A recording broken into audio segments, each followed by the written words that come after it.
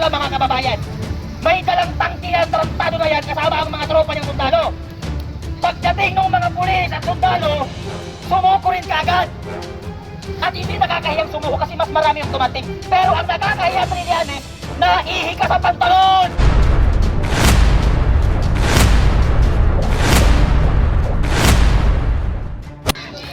Oh! No! Oh! Ang Marcos yan! Oh! Gobyerno ni Marcos yan! Yan mga kababayan! Ngayon ay nandito na naman sa harap ng Supreme Court! Baka sa pagtagal ng panahon, mukha na natin ang nakalagay dyan. Supreme People! Di ba? Ganda ng pangalan, no? So, tayo mga kababayan ay kahapon ay nanood doon sa bobong ICC. Kasi mga bobo man yung ICC, bakit mo natawagin International Criminal Court kung hindi marunong mag-English ang mga justice ang international, no? Kahit English hindi nila alam, di ba? Bobo ICC! Bobo ICC! Bobo ICC! Alam nyo, nireject nila yung mga petition na pagpapauwi sa TPRRT mga kababayan. Kaya tayo naman ay nandito sa Supreme Court dahil kung agaran lang na rumispondi ang Supreme Court noong kinidnap si PRRD, sana hindi napulong si PRRD. Tama mali! Tama ba mali? Tama ba mali?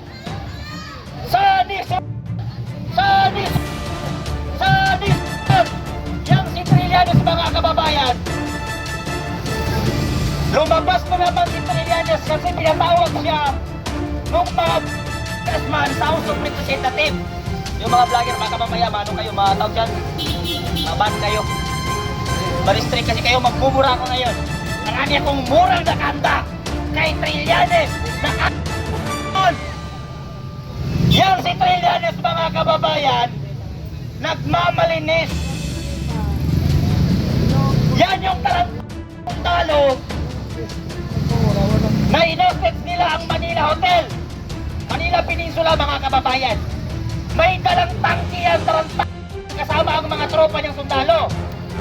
Pagdating ng mga pulis at sundalo, sumuko rin kaagad. At hindi nakakahiyang sumuko kasi mas marami yung tumating.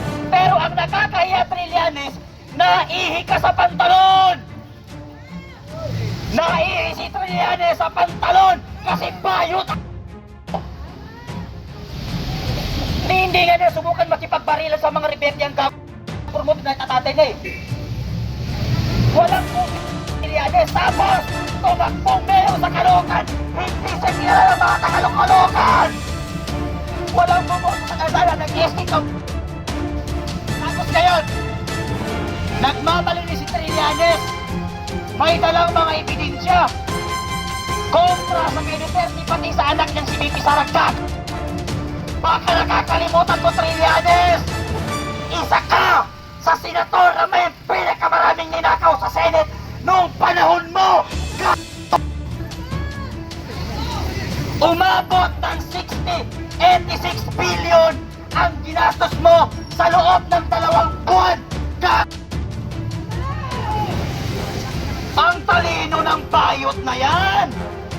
Akala mo napakatapang, tigasin kung tumayo. Wala namang no. Trillanes! Trillanes! Trillanes! Yan ang magbabarkada, si Trillanes, sila Janvic, sila Cap Nino, grupo ng yan ang tatawagin natin, hakbang ng mga bayot. Tama! Kaya ang ginagawa nila, yung isang bagga naman na congressman ng Akbayan ba yun? Akbayan? Yung congressman ng Akbayan na nandito yung bibig niya sa tenga, yung congressman sa House of Representatives, yung tenga niya nandito sa atin, dito sa, ano bang tawag dito? Sa panga, yung bunganga niya kay na-stroke. Na-stroke ka ng ako. Anong sabi niya? Nag-ano siya ng pera sa bank account ni Duterte, gumagana daw 485 pesos. Malamang bangko yun. Di ba? Hindi aatras ang bangko doon. Bangko pa, hindi kukuha ng pera. Dapat sa'yo, gawin nyo ang trabaho nyo sa Congress. Dahil ang trabaho ng congressman, ang trabaho nyo sa Congress, gumawa ng batas, gumawa ng budget para sa gagamitin ng mamamayang Pilipino. Hindi at ang batas para sa mahihirap at nakawin ang pondo ng ating bayan. Yan ang trabaho ng Congress. Hindi magnakaw. Si Laila de Lima, isang anong ginawa ni Laila de Lima? Nung hindi pa siya pinapakulong ni PRRD, lahat ng security guard niya nilalap. Laila de Lima, para sa kaalaman nyo, yan, si Laila de Lima, ang protector ng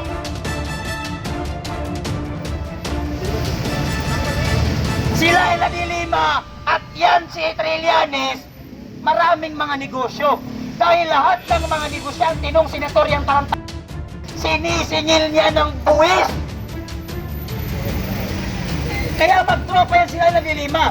Si Laila de Lima, bulit sinabing kasi lahat ng PSG niya nilalap. Sino kayong lalaki sa Senate dati? Jonel! Jonel! Kaya yung pek, diba, mas maitim pa sa pek. Maitim ang mas maitim pa sa sino pa? Yang kabataan party list na si Renico. Bakit galit na Duterte? Dahil long time ni PRRD, hindi sila makapag-recruit sa UP. Hindi sila makapag-recruit sa UP Diliman. Ngayon, sumali ka professor na walang LPA dito. Bugo kang professor ka. Harap-harapan ang pagre-recruit ni Renico sa mga estudyante. Bakit hindi masuspinde? Bakit andyan pa rin ang kabataan party list na harap-harapan yung pagre-recruit sa mga estudyante para mag-training sa taas ng bundok? Tapos isisigaw ng NPA dito sa News People Army, pantay-pantay po ng estudyante na to. College student ka pa naman, tapos isisigaw mo sa NPA, wala, pantay-pantay. Paano naging pantay-pantay? Si Renico, pati si Joe Maciso nasa abroad. Si Renico na nagre-recruit nasa mga mansyon. Kayo na nire-recruit nandun sa taas ng bundok, kumakain ng dagat na susunod sa araw mga bubok.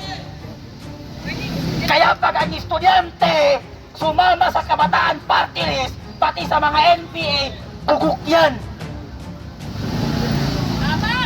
Tama mali? Sino pa?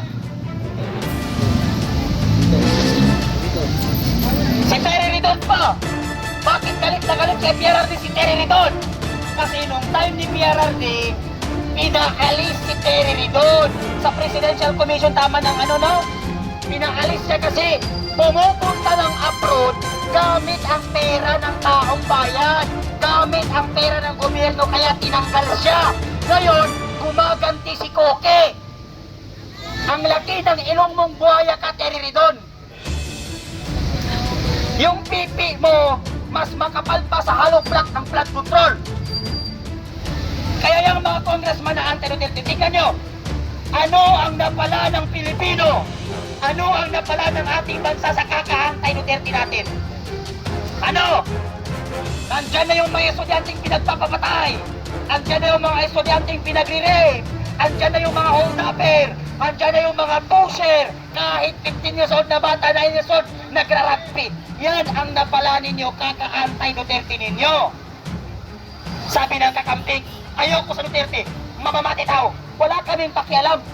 Sabi ng Dilawan, ayoko sa Duterte, mamamati tao. Wala kaming pakialam kung may pinatay sa Duterte. Ang mahalaga, yung pinatay niya, kriminal. Senate at Congress, Risa Ontiveros, Laila de Lima, Renico, di ba ang ingay nyo? Dahil may pinagpapatay nung time ni Duterte ng mga hold-upper, mga drug lords, at mga rapist. Di ba galit na galit kayo? Bakit walang nag-iingay nung inambus ang 5 pulis na namatay sa Sharipagwak sa Maguindanao? Saan na yung mga sinalari sa Utiveros? Sana yung mga kakamping na kasingping nila mana sa presidente nilang utang. Diba ang ingay ng kakamping, ang ingay ng Dilawan, ang ingay ng leftist dahil maraming pinapatay na war on drugs na yan? Bakit hindi kayo nag-ingay? Risa Ontiveros, Kabataan Party List, nung pinag-aambus ang mga pulis sa Maguindanao, bakit hindi kayo nag-iingay? Bakit hindi kayo nagsasabi ng human right violation? Tapos pagdating sa buhay ng mga rapist at kriminal, masyado silang pinoprotektahan. Diba? Kasi human right violation, yung ginawa ni Duterte, yung mga kabataan na nirape ng mga adik, pinagpapapatay ng mga adik. Saan yung human right violation doon? Risa Ontiveros, Renico, Supreme Court. Saan doon ang hustisya? Yung pinagpapapatay ng mga hold-upper, yung pinagkikidnap, mga estudyanteng rinep, pinagtataga at nilagay sa drug. Supreme Court. Saan doon ang hustisya? Renico, saan doon ang hustisya? Risa Ontiveros, Kakamping at Dilawan, saan doon ang hustisya? Bakit hindi kayo nag-ingay pag estudyante ang pinapatay? Bakit hindi kayo nag-ingay pag may pinatay ng mga estudyante? Pero pag adik ang pinatay, bakit lahat kayo nag-ingay? Senate, pati ang Supreme Court at Congress. Diba pumapalakpak kayo dati? Tuwing naririnig nyo ang war on drugs? Bakit kayo nawala sa pwesto? Yung si Jacob, patay na si Jacob ngayon. Grabe pumalakpak yung dati. Pag merong speech ni PRRD about sa war on drugs, grabe pumalakpak ang Congress noong time ni PRRD. Bakit nawala sa pwesto? Lahat kayo nag-ikot-ikot. Akala ko ba sa Kakamping at Dilawan anti-Marcos? Dahil ayaw nyo sa martial law. Bakit kayo nakipagkaibigan kayo? Bakit kayo nakipagsanib pwersa kayo sa kalaban ninyo? Si Marcos. Ano yan? Kain suka o kain tae? Sa bagay, kasing gilonim naman ang tae. Ang Dilawan, ang saya kasi ang medyas ni Marcos pink. Ang medyas ko pink. Sabi ni Marcos, ay natawa si Lenny Robredo. Nagsaya naman ang mga camping. Ganon kayo binuboko ng ating administrasyon. Diba? Ngayon, nung hindi pa naupo si Duterte sa ating bansa, bawal kang sumakay ng jeepney, tricycle na meron kang mga gamit na accessories. Kasi andyan ang mga snatcher. Pupunta ka ng Quiapo, huwag kang magsusot ng relo. Pupunta ka ng Cubao, pupunta ka ng Divisoria, huwag kang magsusot ng kahit anong accessory. Pati cellphone mo, ilagay mo sa bag, tapos ikandado mo. Kasi nandyan yung mga budol gang, andyan yung mga mambubunol, andyan yung mga snatcher, andyan yung mga hold-upper, mga kidnapper, noong time ng mga Dilawan. Yan sa Binondo Bridge. Napakadumi ng Binondo Bridge, di ba?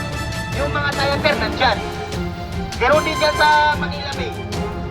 Ngayon, naupo si Duterte.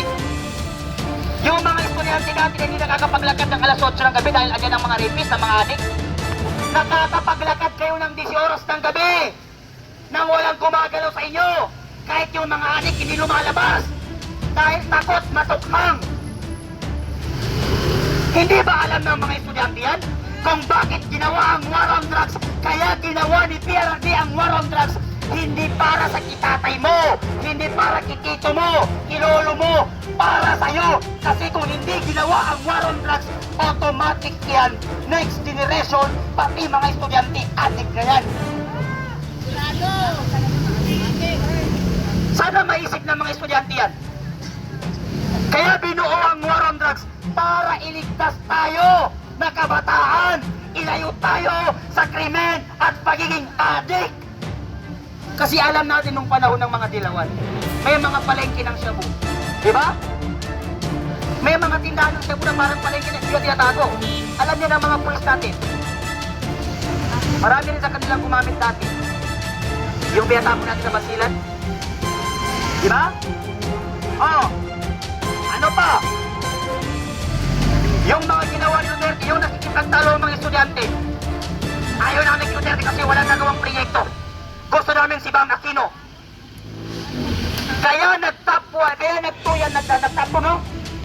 Kaya siya naging top 2 sa Senate. Maraming bumotong estudyante. Bakit?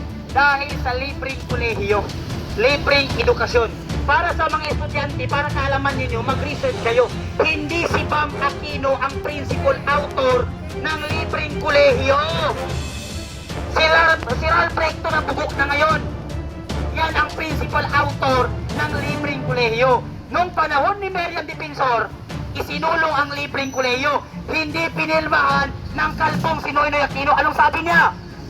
Walang pondo ang ating bansa para sa libreng kolehiyo. 3 beses yan isinulong ni Meriam, pero ayaw pirmahan ng presidente dahil walang pondo ang gobyerno daw. Dumating ulit ang libreng kolehiyo sa time ni Duterte. Anong sabi ng gabinete?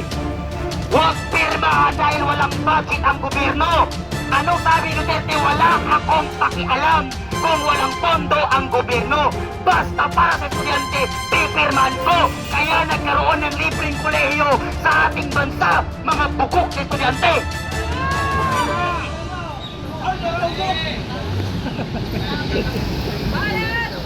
Ben, dalo. Diba? Wait.